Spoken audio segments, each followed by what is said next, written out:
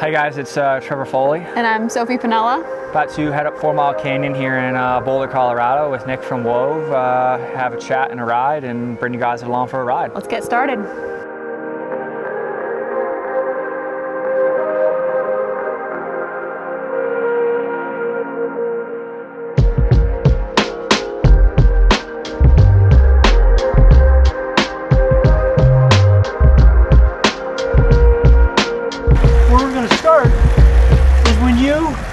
Jokingly write no talent, Trevor. Yeah. How do you think that plays into your story coming back from high school? Man, I've been reading on Slow Twitch. People are heated that I say no talent, which is like, they're not happy. People are like, oh, I cringe, or oh, that's so dumb. Like he obviously has talent is what they're saying. Yeah, like I had this conversation with my friend Kenny Withrow yesterday, and it's like, bro, no talent. I've been from the age of 11 to the age of 22. I think I went like maybe 10 whole days and never missing a day of running. Like, so it's 11 years of just grinding. That's where the no talent comes from. Like, all these guys are like, oh, like, I train just as hard or just as much. I'm like, nah, no, you don't. Like, there was a period in college where I literally went 2 years never missing a day. Like, that's the no talent. So it's like, that's my background. Or maybe they train just as hard now, but they don't have that. Yeah, I mean, I've been training hard since I've been consistency in 6th grade in middle school. So that's kind of where that comes from. And also too, it's like, don't rest on your laurels. Yeah, of like, yeah. I mean, I just don't want to get complacent. Yeah, I just know there's so many other people out there working, you know, a lot. And if you think you're the most talented, which I did in my junior year of high school, I won the state championship my sophomore year. I didn't train all summer. Like, I trained, not hard, because I won the state meet as a sophomore. I thought I was like the best guy ever. Got my ass kicked the opening cross country meet of junior year. So I don't know, like, that's just where it comes from. Like, you thought you were too good to need to train, but that's never the truth. Yeah, so I just like to wake up every day, think I have literally no talent, so I got to get my ass out of bed and go train. No talent is a motivational mantra. Yes. Like, I cannot rely on talent. It's like Rocky, yeah. Like maybe Apollo Creed, or like the Russian Ivan Drago was way more talented, way better trained, but Rocky just trained harder than anybody. So that's like my mindset. Yeah, you were kind of raised on Rocky with your dad. Like, yeah. His dad was just in town this past week and he brought up Rocky probably 10 times. Yeah. Yep. It's a common theme, so try to live life like Rocky. Yeah, and also like, like, you don't deserve shit from no one.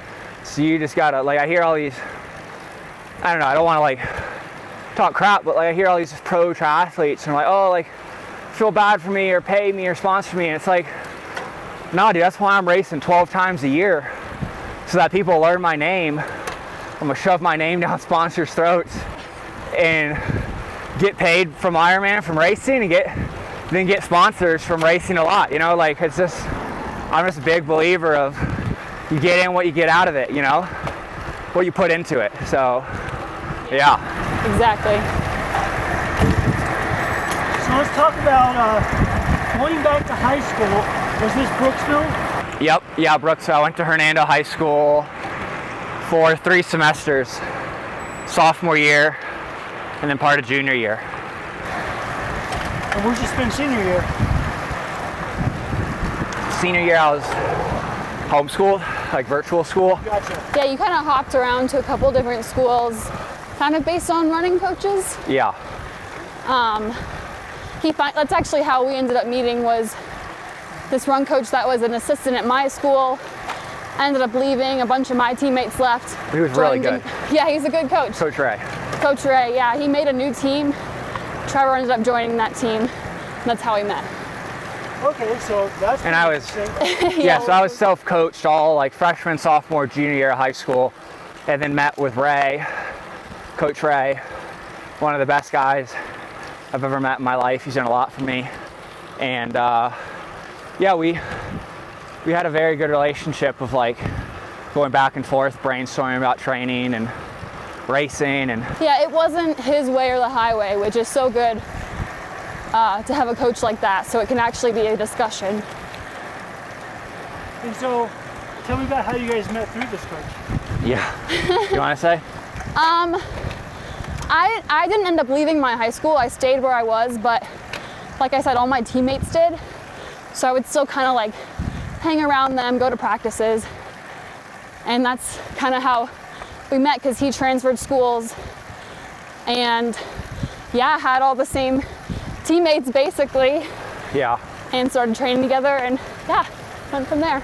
Yeah, I just met her at the YMCA. We were swimming one day. Aqua jogging. Because Coach Ray was also a really good age group triathlete. Okay. So I guess talking about that, what was your introduction to triathlon from high school running? Yeah, so I always, like when I met Ray, he had these two other athletes named Reed Legg, Braxton Legg, a few years younger than me. They're from Tampa. Both run at Florida currently. They grew up doing like a ton of triathlons, super seriously, like doing the junior series. Coach Ray was super big into tri as well. Went to like age group worlds in like Rotterdam or something. And yeah, so I kind of like was like thinking like, oh, this is really cool. Like these guys are biking and swimming. So I had in the back of my mind, but Coach Ray knew how good of a runner I was. So he's like, no, don't do that. You need to go run in college. And so I did that. So, but I was introduced to it in high school and saw Ray and Reed and Braxton doing it. Thought it was really cool. And then I ended up breaking my foot sophomore year of college during COVID. And then just bought a Trek Madone and started ripping it. So you two met prior to college and you both chose to go to Florida? Yeah, so Junior year of high school? we met junior year of high school. We started dating and I was an okay runner. I wasn't great, but Trevor started coaching me my senior year and I went from 12:20 in the 2 mile to 11:01. Nice. So You I got was eighth able, at the state meet. yeah, I got 8th at States.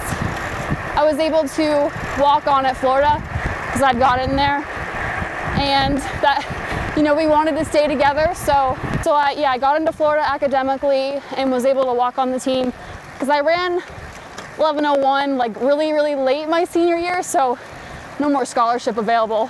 So I decommitted from the University of Oklahoma, like the Sooners, and I was going to go to Oklahoma State, Right. and then Soph started getting really good. Okay. And yeah, she was kind of focused on academics, and yeah, didn't want to go to like an NAU or Arkansas or Oak State, which is nothing wrong with those schools, like, I don't think, but I hear you. Yeah, Yeah. back in the day, I wanted to go to a good, you know, rated school. Not that I think it matters as much anymore, but Hey, I respect it.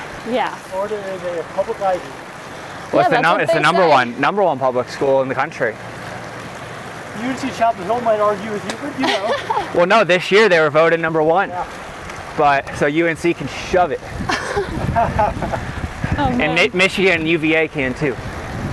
So walking through your college career, Trevor, so just like give us a quick synopsis of what running at Florida was like, having dedicated, honestly, your decision senior year was around running, right? Yeah. I went to school to run, not to go to school. So yeah, I found pretty good success early on. I ran 14:10 in the 5K as a freshman in Florida indoor, which was, yeah, a really good time pre-COVID, especially for a freshman. And yeah, I got to sit under Mike Holloway, which was a Tokyo Olympic coach, and Chris Zielinski, who's one of this country's best distance runners. ever. Under 27. Yes. Yeah, first non-African under 27 in the 10K. Was he the first under 13 as well in the 5K? No, Oh, okay, never mind. but he is the only person to ever break 27 in the 10K, 13 in the 5K, and 336 in the 1500 over 165 pounds. There was a Let's Run post on that recently. Yeah. Recently, really. Yeah. So, yeah, I got to sit under some pretty world-class coaches and athletes, and yeah, I mean, it was a good environment to work hard and cut your teeth. And I mean, the University of Florida track program is one of the best track programs in the world, so you're surrounded by greatness, so it's very easy to get up every day and try to be a contributing member of that program. So it was great for 3 years, and at the end of that third year, like I said, I started dabbling with some swimming and biking. Okay. Really enjoying the biking. Ran NCAA regionals in the steeplechase in May of 2021, and decided that was it. I wasn't going to do my last 2 years on the team, and Really? yeah, I just went all in on triathlon. So during college, you left running to go all in on tri. Yeah, I had 2-3 years of eligibility left. I could have been running at this year's NCAAs. So I left it, went all in on triathlon, did my first 70.3 in September. Did you leave before graduating? So I left the team after 3 years. I did school for 1 more year, Okay. and then quit with like only a few classes to go. So yeah, never actually finished college. You could always go back and finish. Yeah, probably never will, but it's a conversation for another time. Don't recommend that, kids. Don't quit college. But yeah, then did Augusta 70.3 in September of 2021. That was still kind of peak COVID racing, so every race was stacked. I got 5th, only 20 seconds off the podium to Jason West and some good guys. We were at 109.0, so I ran dead even with West and made like $3,000, and I was like, nice. And then about 3 months later, I did Indian Wells against the boss, Lionel Sanders. I got 5th again. Lionel won. Vincent Louis got 2nd. Ellie Geens got 3rd. Leiferman got 4th, and I got 5th. So very good company. And at that point, I realized I think I could be one of the best, because right now I am absolutely just winning it. And I think I only got beat by Lionel for like 5 minutes. And all 5 of those came on the bike. I swam with them and ran with them. So. Would you say you were pretty burnt out of running after, or towards the end of your college career? Yeah. Really? Yeah, I have a very love-hate relationship with running now. It's coming back to you though, it looks like. A little. Well, I now really you have to force some myself. New running buddies here, which Yeah, I got Charlie Lawrence, 50-mile world record holder. One of my best friends, world-class runner, obviously. So he's been dragging me out the door. and being out here in Boulder is obviously really helpful for running motivation. All the best people in the world train here, really. Yeah. What was different about the way triathletes run versus the best collegiate runners or best pro runners? Oops, sorry. Yeah, I mean, simple answers, they're just not as good, right? Not that I'm an amazing runner. I ran 3:43 and 14 flat in the 5K, so that's better than 99% of long course triathletes. I think I saw that early in my triathlon career, running a bunch of 109, 108s off of pretty much nothing. So then I tried to, train down, slower paces and quote unquote triathlon type run workouts. It was just not smart. So my running took a big hit last year, and now I'm trying to get that back. But I feel like in a way that helped you develop the bike and the swim. A little. It's just, now I'm running with some peer runners again, running some actually respectable workouts and stuff. I mean, not running workouts I did in middle school. So, because I ran 16:30 for the 5K, in middle school. Right. So, yeah, just trying to find that level of competitiveness and run pedigree again. I don't know. Question for you. Yeah. How do you think you developed your bike so well since 2021? I think that's talent. That's talent. First power test I've ever did. No bike training ever. 380 watts for 20 minutes.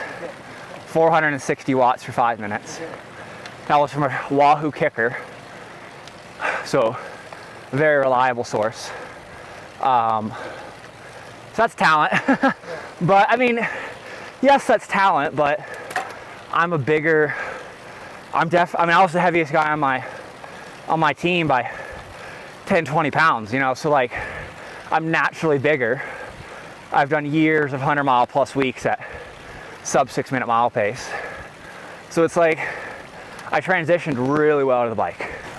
Yeah, sometimes it doesn't always translate really well over from running to biking, but for you it just did. Yeah, I think it's just because like I've been starting to work with Erin Carson, and she's like, wow, your quads, upper knee, massively developed. And I'm like, yeah, I have no idea why. Even in running, yeah.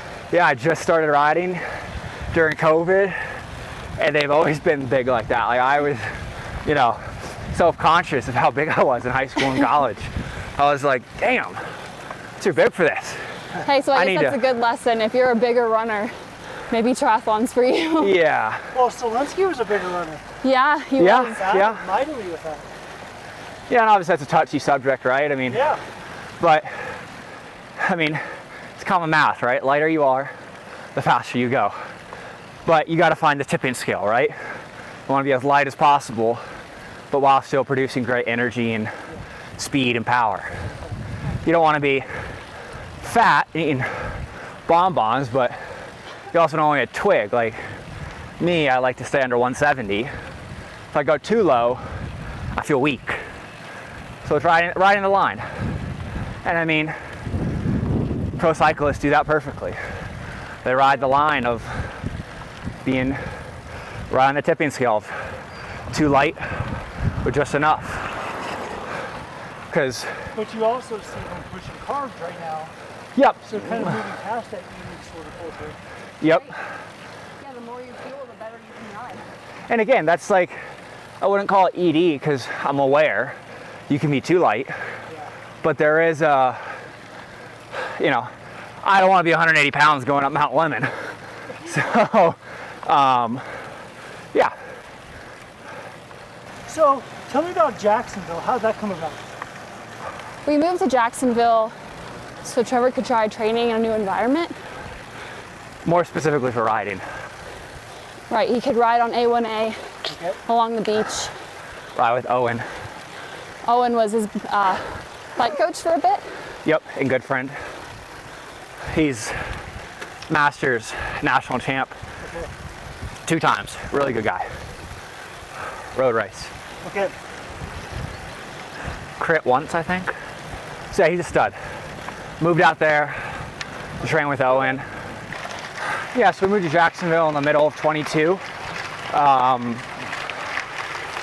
Yeah, so I could ride with Owen, develop my bike, because as any logical person does, I raced Lionel. He was one of the best half distance athletes in the world at the time.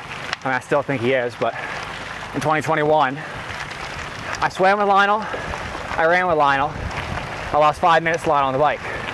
So I was like, I need to get better at biking.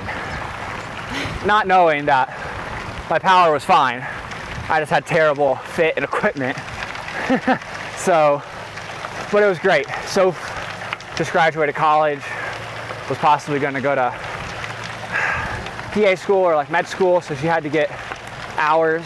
I was working as a medical assistant at a doctor's office. Okay. But And we have a good friend, Dr. Roy, yeah, who owns a ENT practice, right? yeah, and He's a big gravel rider as well. Oh yeah, you met. Yeah, you met met Dr. Dr. Wright. He just came out here and I rode with him up to Brainerd Lake. He's fit. Yeah, He's great. he is. Yeah, so he offered Soph a job, and so we went out for a year, and it was great The first hard professional step. The reason I decided to go against pursuing professional school is because that's when Trevor went out to go train with Lionel. Okay. And I was on my own for 4 months or so.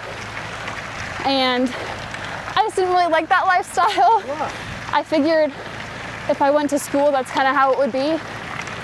So I decided to move out to Tucson with Trevor. And yeah, we started our coaching business. And I got better at racing. yeah, he got better at racing. And things are going pretty well. Talk to me about how the Lionel situation came about. Yeah. Yeah, it was the end of 2022. I'd started gaining some pretty good traction. A couple 108s, 109s, 4 podiums. I got a win. Top 40 in the world. So I was like, you know, it was my first real year. Gaining some pretty heavy steam, and Lionel texted me in November. Just as a friend, and just kind of chatting, and yeah, kind of presented the opportunity like, hey, you want to come train in Tucson with me? And, you know, I thought that was a no-brainer for multiple reasons. Of I'm going to train with one of the best athletes to ever do it, the most winningest 70.3 athlete of all time, and the biggest personality / brand in our sport.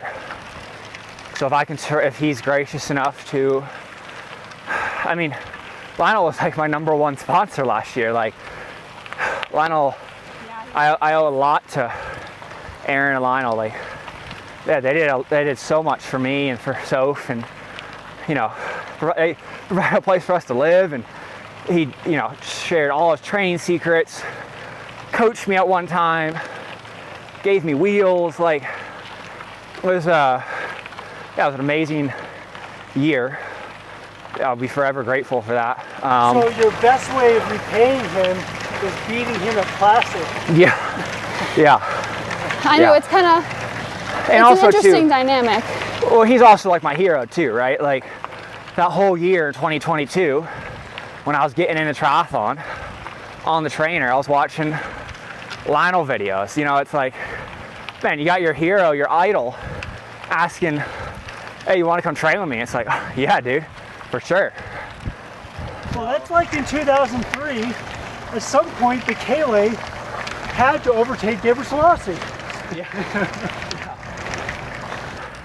Lionel still probably got me when he's fired on all cylinders, so he's still got a few more good years. Well, tell me about, what are some of the wisest tidbits you've learned from Lionel? Things that maybe he doesn't apply to himself, but that he holds in his library of wisdom. Yeah, I mean, I think Lionel's one of the smartest people, coaches I've ever met. He records everything. Sleep data, heat, like core data, heart rate, lactate, everything. Meticulously logs everything. He has logs and handwritten notes from like back to 2014 of him, like the workout he did, everything. So like, logging stuff, super important. Tracking things like lactate, heart rate, power. Lionel doesn't use a lot of those, but he loves to log it. Super smart. Sponsorship, branding stuff. And yeah, like when he was coaching me a little bit early last year, he was great at, you know, if it feels good, you're getting a good stimulus, no need to crush yourself. And I remember he did that with me a few times. He would go and crush himself. But then Yeah, I think, he'd hold me back. He's a great coach.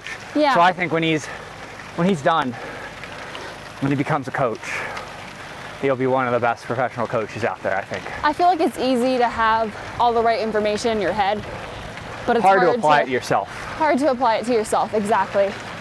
He's like his own little experiment.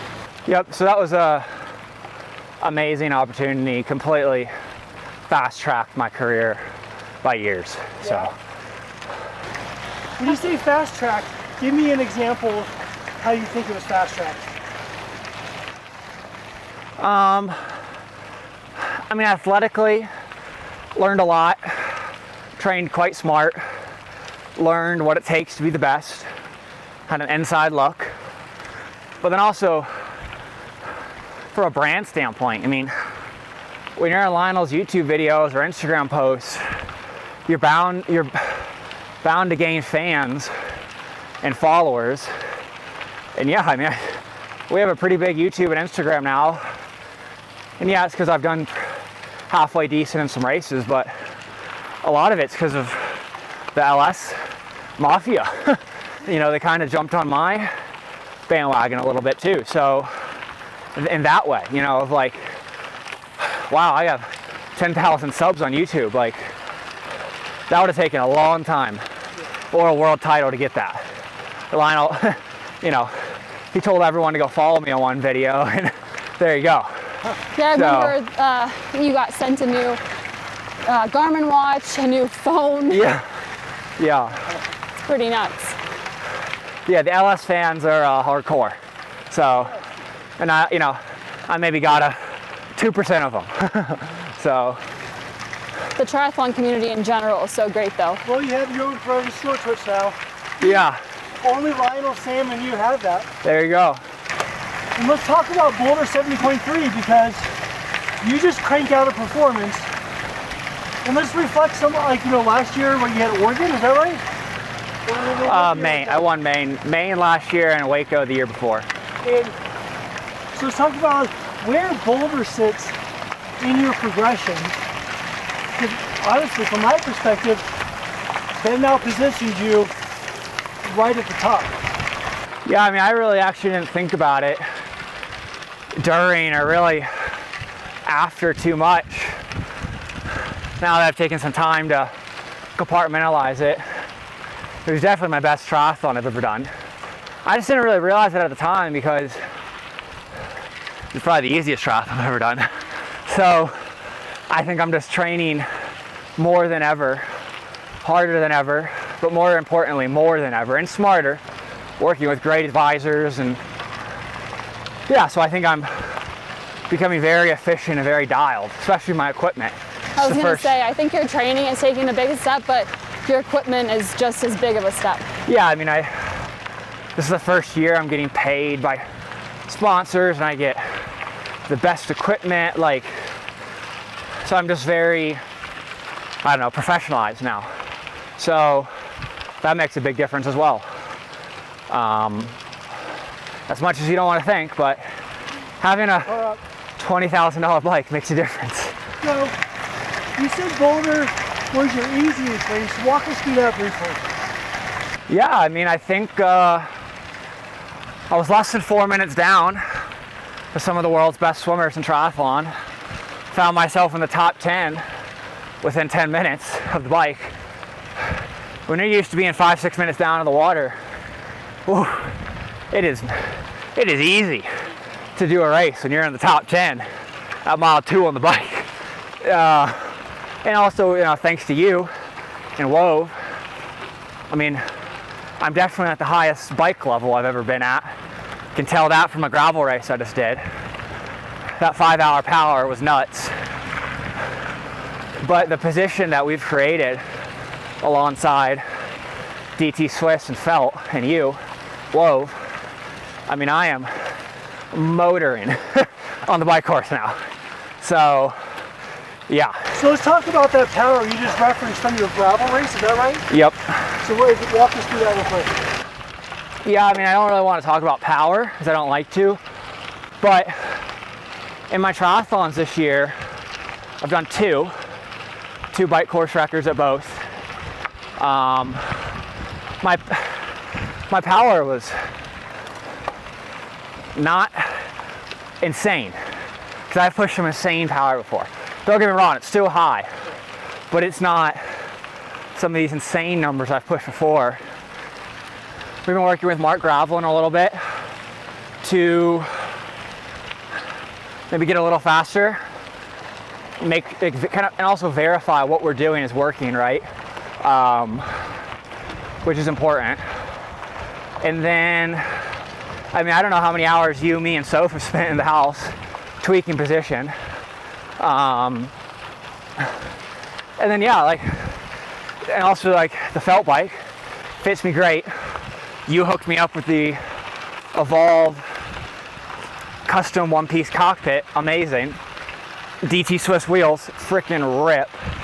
I just think I'm quite optimized right now. Yeah, I mean, I would say your whole career, ever since you started, you've always been trying to find aero gains. You've kind of been a student of the sport in that way, but this year has just been on a different level for sure. Yeah, it's nuts. The stack of the pads is relatively high. Yep. The crank length relatively long. Yep. So, and yet,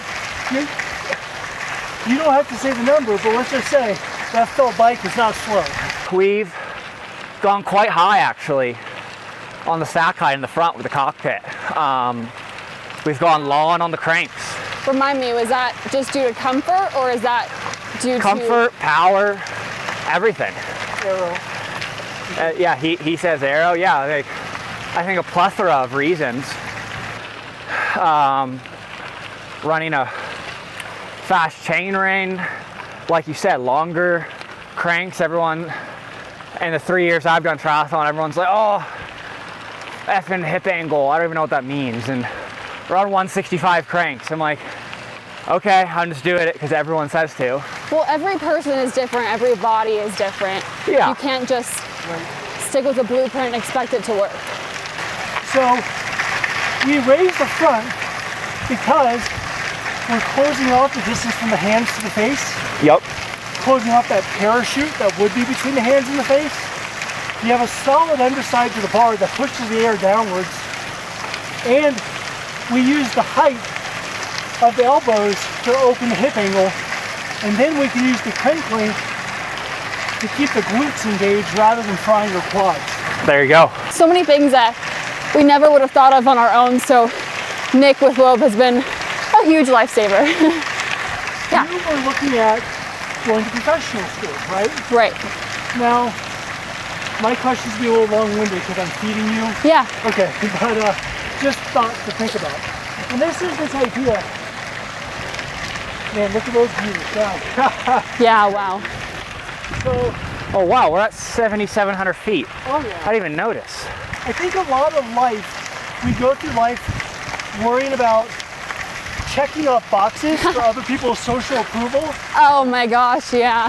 And what I'm curious to hear about is how you decided to take it. And honestly, Trevor, you, like, my first time around in college, I was one semester away and I walked away. Yeah. Already accepted to a PhD program. I have no regrets. Yeah.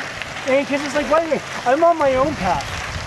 Right. And so for you two to take a step back and say, okay, we know the trajectory we want to stay on for the next 5 to 10 years.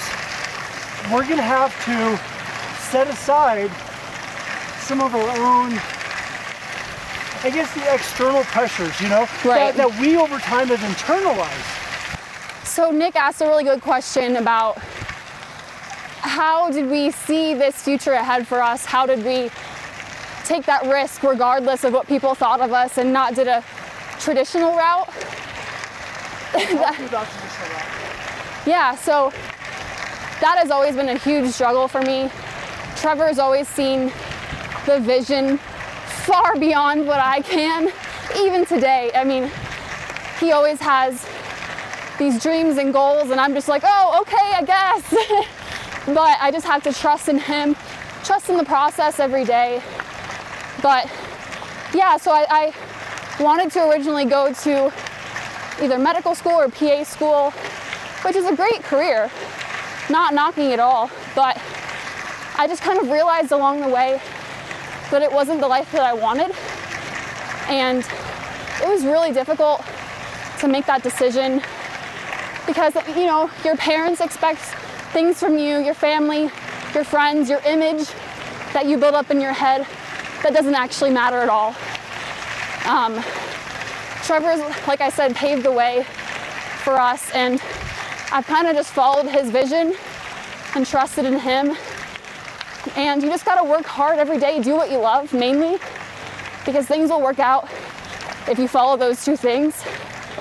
And yeah, Trevor, do you have anything to say about how you're so good at believing in yourself, following your passions?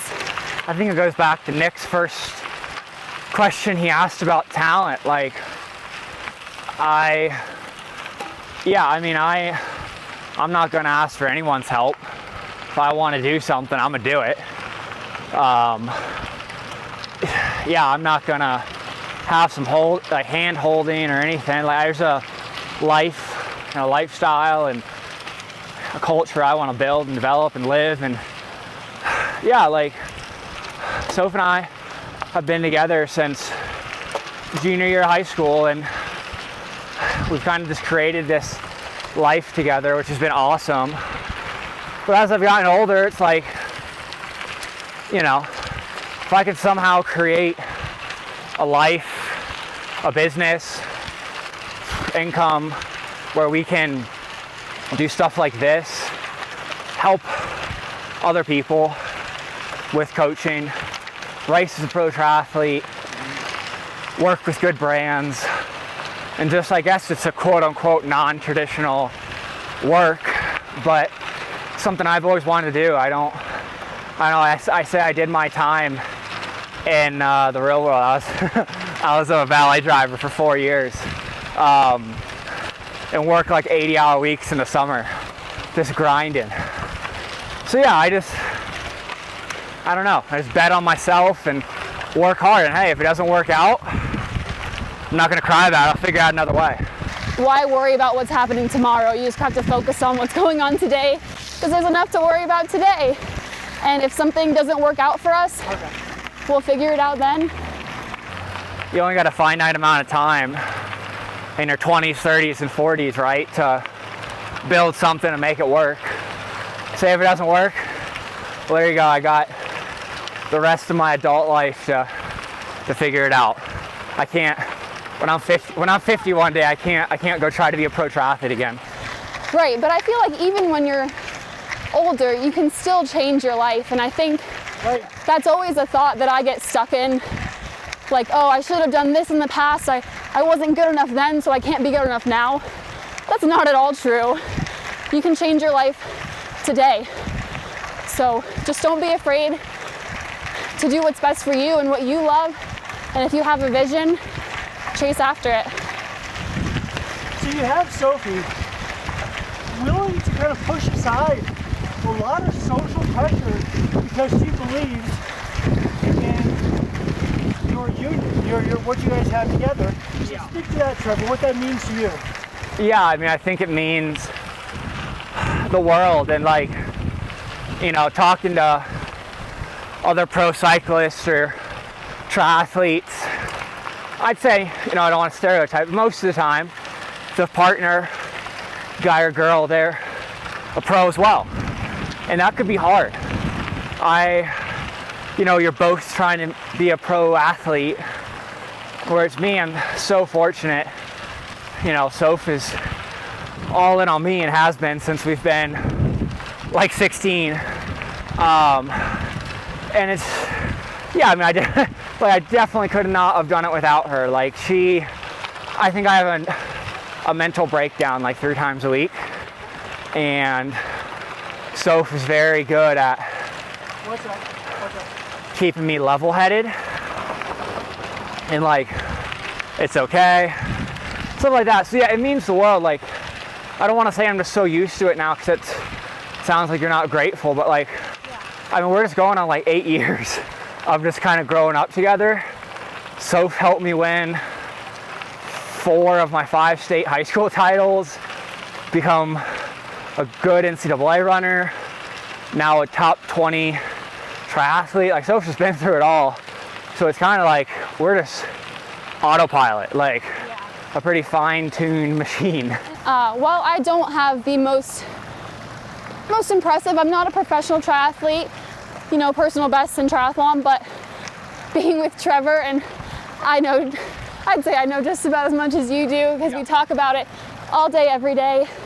I know what it takes to be at this level, and you still ran 17 minutes in the 5K. Yeah, I mean, I did all right, but I hope to one day, try to further my athletic career. But right now the focus is Trevor, and I'm having a blast just riding my bike here in beautiful Colorado, so I can't complain at all. So let's pivot to your guys' coaching. Let's talk about when that started, and then I'll ask more questions. Yeah, I mean, I guess I can start and Soph can end, but I started coaching a few middle schoolers, like some middle school girls and boys, when I was in high school, just because their parents would ask, the fast local kid, like, hey, can you coach my daughter or something? And I'm like, yeah, sure. And I've always I actually forgot about that. Yeah, and I have just always taken an invested interest in coaching, because I've been coaching myself since I've been 13 years old. That's not common at all. So I haven't known any other way but to coach. And then I started coaching Soph, and then in college I had a few, private clients I would coach, and then as I got out of college,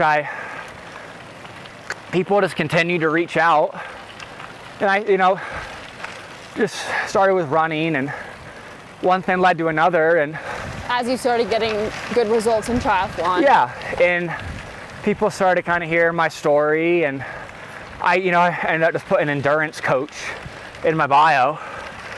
I think I've received, tons of emails now of people wanting to get coached, and now I love it. Like, we have over 20 athletes now that we coach. So coaches some, I coach some, we co-coach some, and I'm trying to eventually build something like 10-man elite. So like a pro team squad environment. We already have, I think I have 5 quote unquote like elite guys on our team, who are like sub 420 in a 70.3. They're all kids, like U23, and I just love it. I just love, I have a group chat with all of them. Love just talking to the boys. They're all eager. They want to go beat all the quote unquote lower end pros, and it's kind of funny. It's like I got a little squad of all these hungry kids, of like Gavin and Colby and Jack and Riley and all these guys, and they're just chomping at the bit. Like Gavin, he was probably the first elite amateur I started coaching over a year ago now. Kid just went 9 flat at Ironman Texas, 4:10 and a 70.3. He's like 22. I think he's like a construction worker, full time. Guy trains like Gavin, Nick. Yeah, I mean, and he's like, oh, I'm coming for the back end pros at Maine. I'm like, there you go. So I just love it. I love the energy. I love, I did a workout last week. I did 5 400s VO2 into 30 minutes LT1. Really liked the workout. Gave it to the boys, and they all loved it. So it's good. It's a really good passion project I have for myself, and eventually, turning that into a big age group team, and then a big elite team, and then eventually, once we have the funds and the people, have camps, go get a freaking 8-bedroom house in Ned and have athletes come run through for a month and just everyone train together. So that's kind of what I'm trying to build. And it's really fun to go to races and have 3 other guys racing as well. It's good fun. Yeah, I mean, I'd say I love coaching for so many reasons. I love helping people find passion for sport, because it really can change your life. It's changed mine. And I really do think, Trevor, you can correct me if I'm wrong, that coaching these athletes makes us better athletes. 100%. And helps us better coach you. Yep. it just only expands our knowledge. Because like we said, everyone's different. And well, I'm also competitive, and I want my kids. I want to go to 70.3 Worlds. I want to win 70.3 Worlds. I want my boys to go win all the freaking age groups. I want Foley Athletics to be on 18 to 24 world champ, 25 to 29 world champ. Like Gavin wants to win Kona. Like I'm just like, now as the boys get faster, I'm like, it's motivational. Oh, I'm just like, it's so motivational. I'm in it for these kids to go freaking win. Yeah, and sometimes, I mean, motivation comes and goes. You just have to have discipline, but these kids, their motivation is never lacking. Yeah, no, these kids are chomping at the bit, which I'm just like, good Lord, like you guys, these kids are in college, they're like, Trevor, I need to do more. I'm like, okay, sounds good. It helps us keep a love for the sport and have the right perspective. Oh yeah, the energy is crazy. So yeah, it's just great fun. It really is.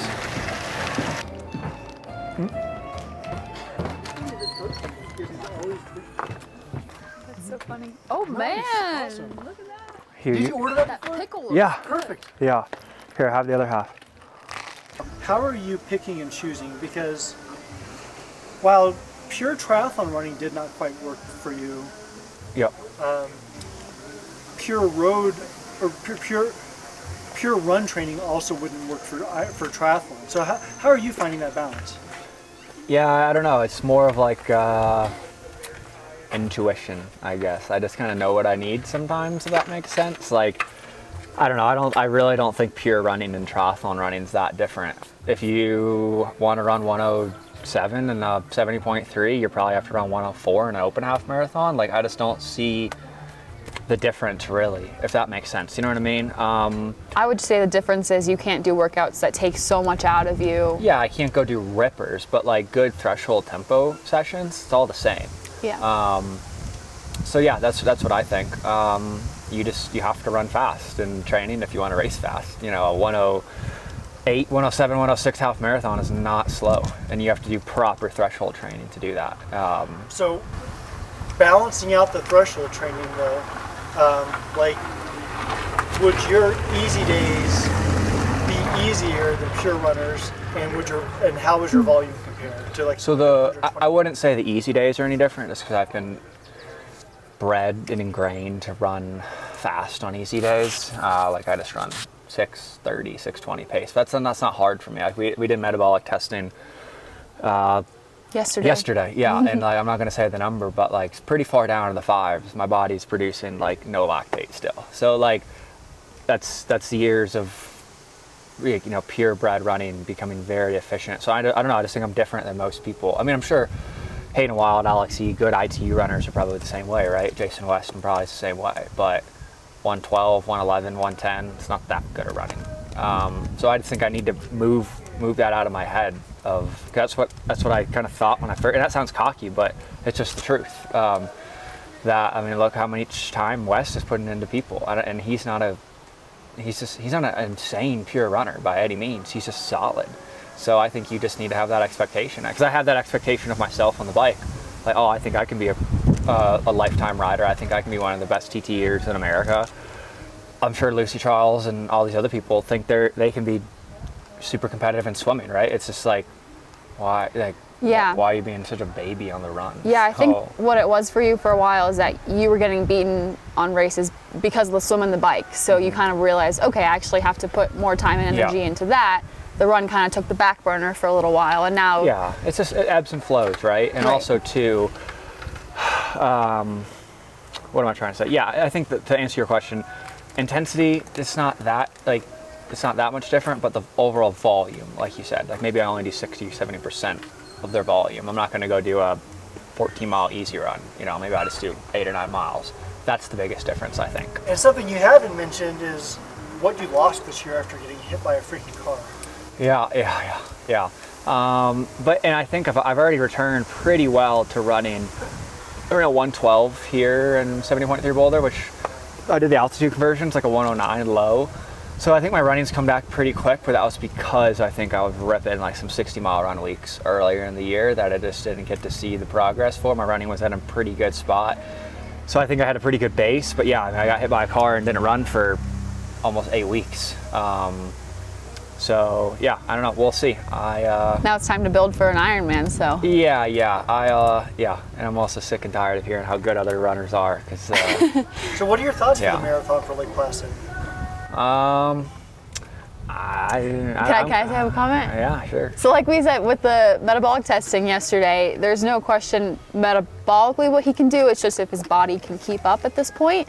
We don't know if he has the miles in his legs, but just continuing to try to build up that mileage and see what his legs can handle on race day. And yeah, hopefully it's a good one.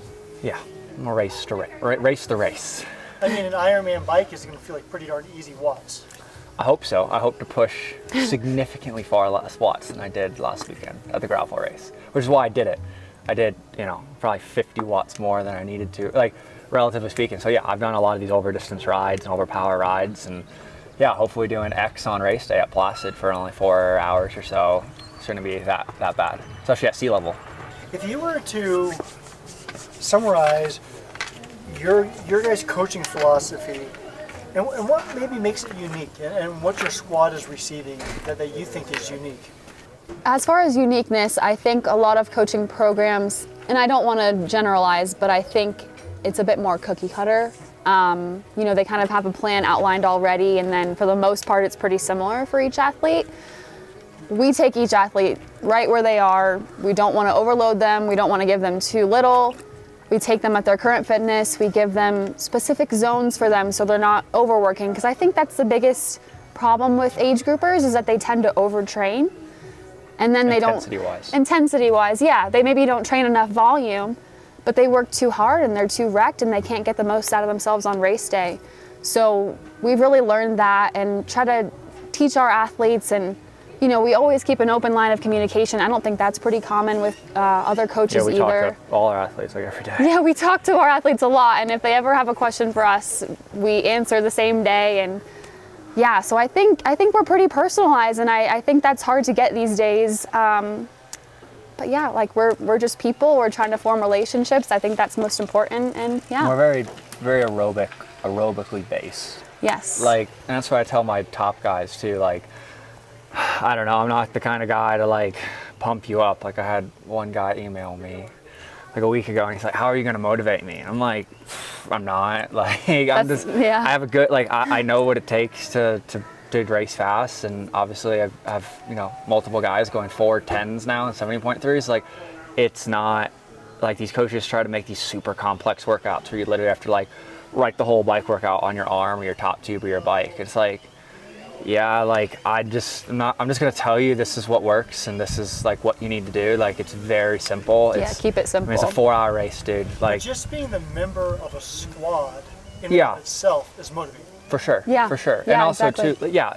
but again, back to what I was saying, it's a 4-hour race. No one cares about your 1 or 5 minute power. It's cool to train every once in a while, but what's your 220 TT power, right? Yeah. Your 2 hour, 20 minute TT power, because that's what's going to win races. Much more important. Yeah, exactly. It's not as fancy maybe as a 20-minute power, and also a lot of people ask us when they first email us what metrics we use for training. We take heart rate and other things like that into account, HRV, but we really just try to go off of feel, because that's the most important. Maybe you have a decent heart rate for this ride, but it felt horrible. That's not a good, way to train. You want to feel like you're getting a good aerobic benefit and not going too far into that anaerobic area. So yeah, that's a big training philosophy for us. I'll ask one more question. How does that, so there's your coaching philosophies and such, and how does that inform you in terms of staying aerobic and not racing on training days and not overreaching in training? Yeah, I'd say for myself, especially this year, people probably think from certain run races or bike splits I do that my training's pretty nuts, and my training is not nuts at all. I look at other people's training who I'm beating, and I'm like, wow, I can't do their training. I just train a lot, and I train very aerobically. A lot of LT1 work, a lot of zone 2 work, a lot of base work. Because again, at the end of the day, you're racing for 3 to 8 hours. It's a long day. The marathon world record's 2 hours. That's more VO2 than a freaking half Ironman and Ironman. So, and yeah, it might not be great on Strava, you didn't do 5 by 2 minutes at 500 watts, but I can go ride 6 hours at 300 watts and It's like not that big of a deal. So yeah, that's, you gotta put the ego at the door, right? And know that volume, smart training, intensity control, energy preservation, calorie intake and outtake, it's all just so important. So checking the box every day. Caloric intake, where do you at right now for carbs? Race day? Race day an hour? Over 100. Yeah, up like What are you 110 planning for plus. Placid? I don't like to share like exact numbers, but definitely over 100. Yeah, over 100. 90% bottles and a few gels, probably more than gels on course, just because that's easy to get with some water. We're going to leave it there. Thank you. Cool. Thank you, too. Yeah.